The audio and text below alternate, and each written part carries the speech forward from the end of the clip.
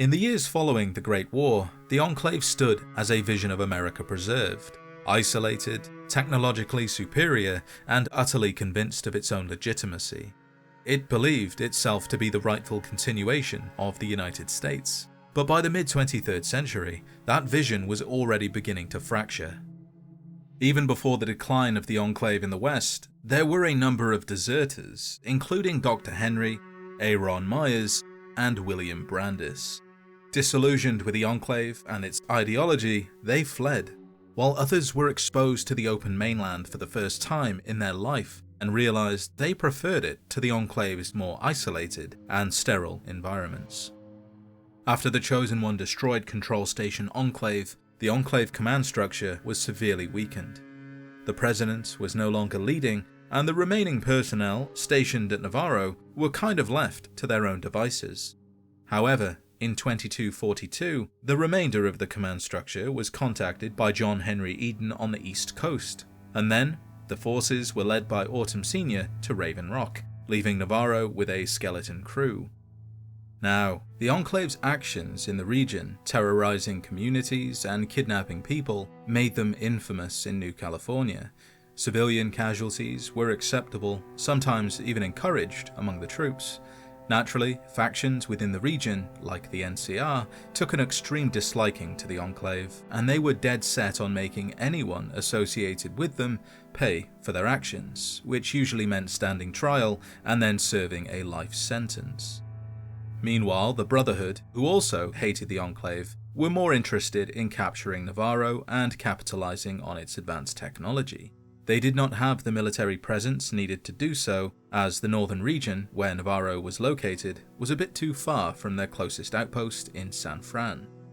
In the end, the NCR did what the Brotherhood couldn't. They overran Navarro, killing anyone who fought back, and the budding nation lay claim to the advanced technology within, along with important documents that hadn't been destroyed, like the names of Enclave personnel, spelling disaster for anyone who had left the Enclave to lead new lives.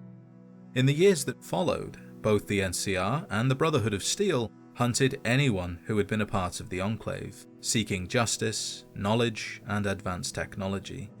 Many of the personnel tried to integrate into the NCR, but the Republic was vigilant.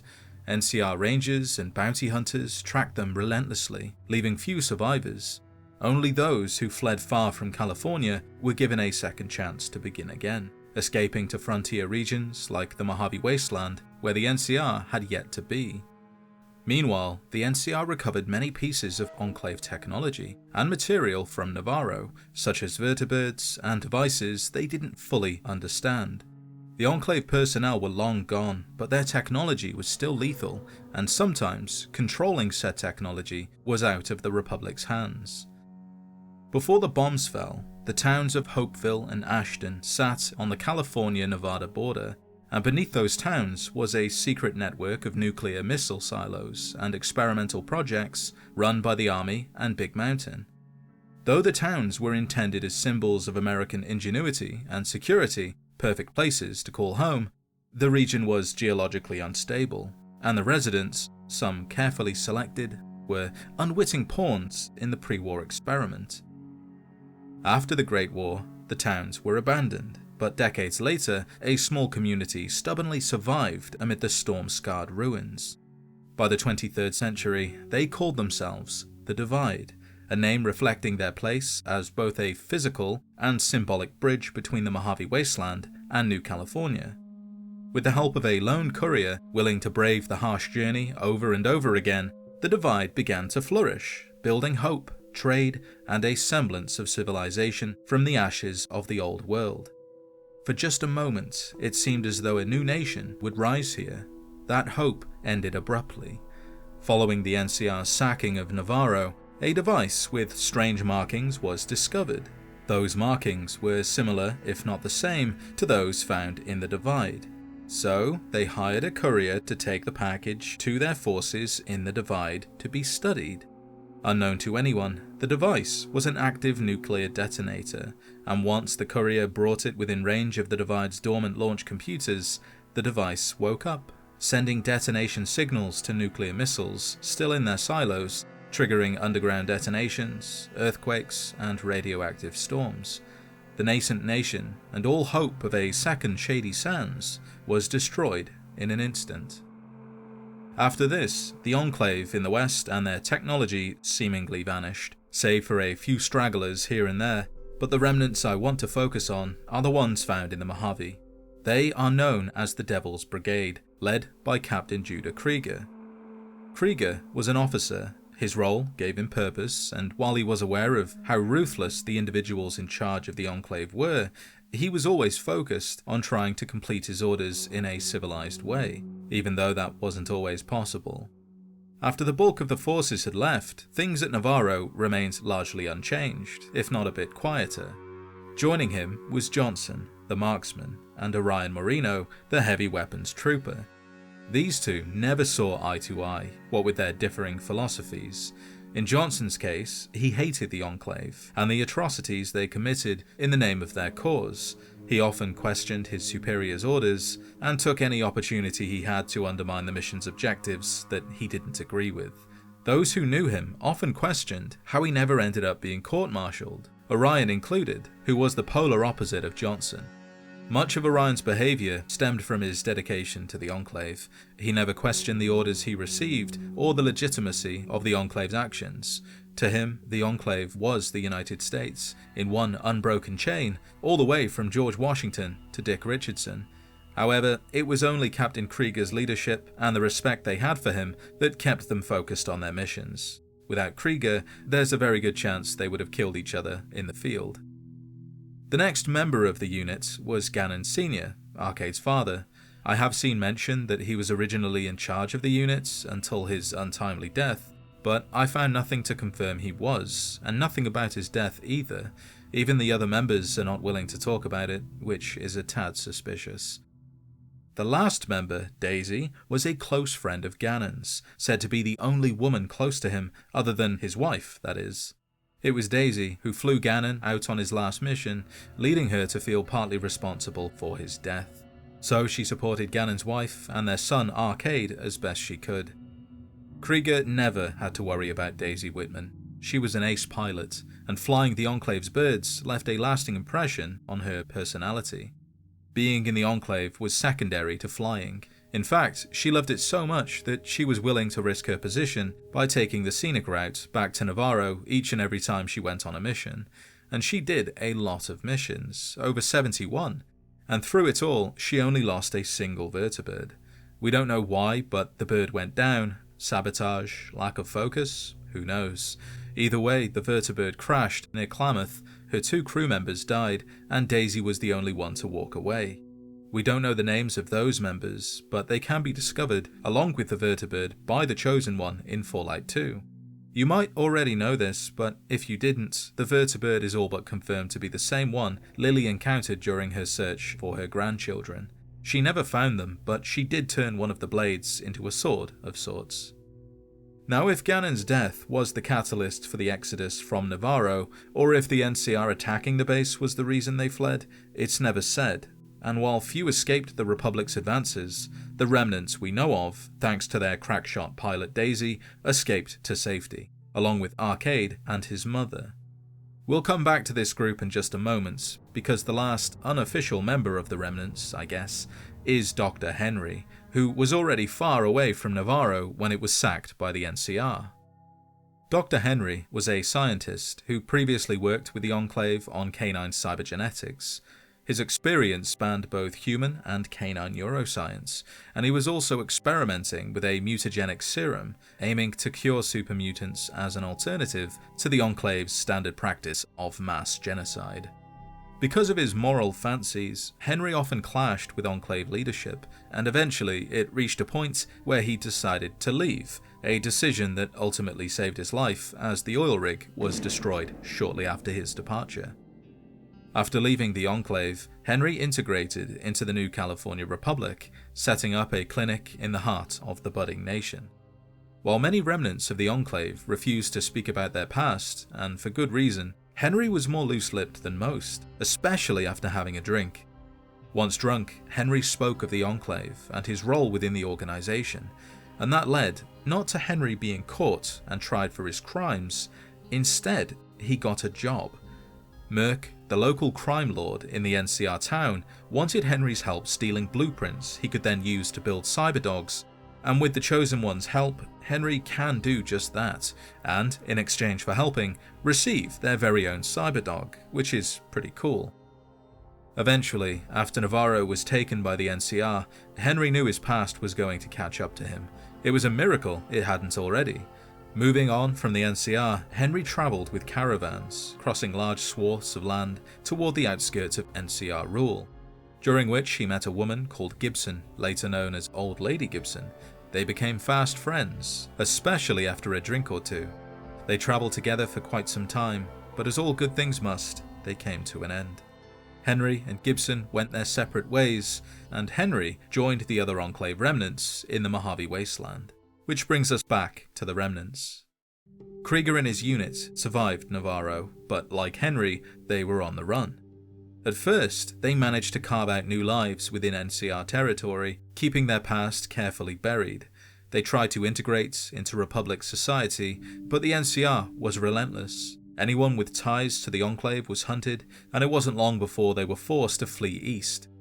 In time, their flight took them to the fringes of civilization, to the Mojave, where the NCR's reach was still thin, at least for the time being. Daisy, ever the skilled pilot, ferried the group under Krieger's command to an old vertibird refueling station near Mount Charleston. After an initial stay to store their equipment, they went their separate ways, with each member taking a piece of the bunker's password, ensuring no one could return without the arrangement of the others. Former Captain Judah Krieger and Arcade Ganon stayed in touch, maintaining the group's connection over the coming years. At first, Krieger found work as a trader, but grew tired of all the walking. It was too much for his aging body, so instead he found a more sedentary job in Westside, where he spends most of his day sitting down playing chess and not much else. A pretty good retirement, all things considered. As for Johnson, he wandered for a time, eventually meeting and forming a romantic relationship with a pretty-eyed woman who hailed from one of the eastern tribes. She later passed away from some unknown cause, and she never bore any children, leaving Johnson alone and depressed.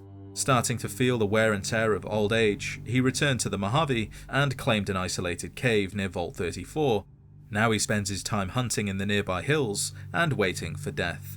When he isn't hunting or waiting to die, he's reminiscing of the good times in the Enclave, especially the moments with his old drill instructor, Arch Dornan. I am not a sir! I work for a living, you moron! You will call me Sergeant or Sergeant Dornan! Do you understand me? If I like you, you can call me Sarge. But guess what? I don't like you! Do you understand? While Johnson's way of life might sound uneventful, there comes a certain danger living alone, away from other humans. Good humans, anyway. One day, while hunting for food, Johnson was surrounded by raiders, and despite waiting for death, he wasn't going to go quietly. He knew there were too many to kill, so he did the only thing he could. He killed the closest one to him, tore out his heart, and took a big old bite. The scene was so gruesome it caused the other raiders to run away, leaving Johnson to live another day, while also gifting him the title of Cannibal Johnson. While the other members of the Remnants moved on, Marino remained stuck in the past. He claimed an abandoned building near the outskirts of Freeside for his own, where he now lives, yearning to relive his glory days, all the while resenting the NCR for what happened to Navarro. Now, the NCR had finally caught up to the Remnants, that much is true, only now they were less interested in finding the war criminals, and more focused on preventing the Legion from taking Hoover Dam, which was a blessing in disguise.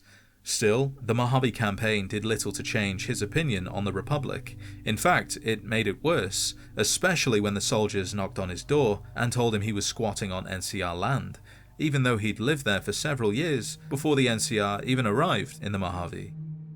Dr. Henry, on the other hand, seems to have taken to his new life better than most. After learning about the super mutants at Jacobstown, Henry saw an opportunity to resume doing what he enjoyed, and with Marcus's blessing, he established his lab in the Lodge, where he now researches the mental effects of prolonged stealth boy usage by the Nightkin, in the hopes of one day developing a cure for their schizophrenia. Meanwhile, Daisy found a measure of happiness living in Novak of all places, making caps scavenging goods and helping prospectors strip engines for parts. She still misses her time in the air and would give anything to fly just one more time, even if she might wind up on the bottom of Lake Mead. While the others have kept pretty much to themselves, Krieger not included, Daisy kept in contact with Arcade Ganon, becoming something akin to a second mother. Speaking of, Arcade lost his mother. I wish I could tell you more about what happened, but Arcade never mentions anything other than the fact she died, and the other remnants don't talk about her either. It's almost as if she didn't exist. We know that after Navarro fell, the NCR hunted remnants of the Enclave, making it unsafe for anyone still tied to that past. But Arcade was different. He never served, and without his mother to worry about, he was free to roam, and that took him back into NCR territory. Here, he came into contact with the Followers of the Apocalypse, a humanitarian group who provide medical care, education, and aid to the Wasteland survivors, and that felt like something Arcade wanted to be a part of. Under their guidance, he trained in medicine, history, and a variety of practical skills, becoming a competent doctor capable of running his own practice, although he never quite got around to doing so. With an education under his belt, Arcade could literally go anywhere within the Republic, but he chose a frontier assignment with the Followers in the Mojave, allowing him to be much closer to the remnants. Arcade settled in New Vegas, integrating with Julie Farkas's chapter at the Old Mormon Fort in Freeside. As you know, Arcade Ganon carries a past he rarely speaks of, a secret life tied to the fallen Enclave. But, as trust grows between him and the courier, the past begins to surface, with certain things, like a crashed vertibird, causing him to open up about his past. Arcade reveals that scattered across the wasteland are the last remaining members of the Enclave, former soldiers and personnel who once served a thriving regime. Those people are now old, disillusioned, and living in quiet exile. Despite his reluctance, Arcade can agree to seek them out, hoping to use the remnants to help the people of Freeside, and finally serve a greater good rather than hide in the past, and that comes in the form of aiding the courier in the second battle for Hoover Dam. Convincing them is not easy. Each has their own regrets, their own reasons for walking away, but with enough persuasion, they agree to gather one last time, giving up their part of a complete password. Dear old friends, remember Navarro. This phrase unlocks the bunker, giving the remnants access to their old equipment and the vertibird they used to travel to the Mojave all those years ago. If united, the remnants emerge from obscurity, all ready to fight one last battle. Not for the Enclave that was, but for the chance to decide how their story ends. Of course, who they side with during the second battle for Hoover Dam is ultimately your call, and that in itself comes with its own challenges, differing opinions, old grudges, past trauma, and the nagging sense to do what feels right. After their bold arrival at Hoover Dam, the remnants disappeared as quickly as they came. Legends of their power spread throughout the Southwest, a reminder of why people once feared the sight of vertibirds in the sky.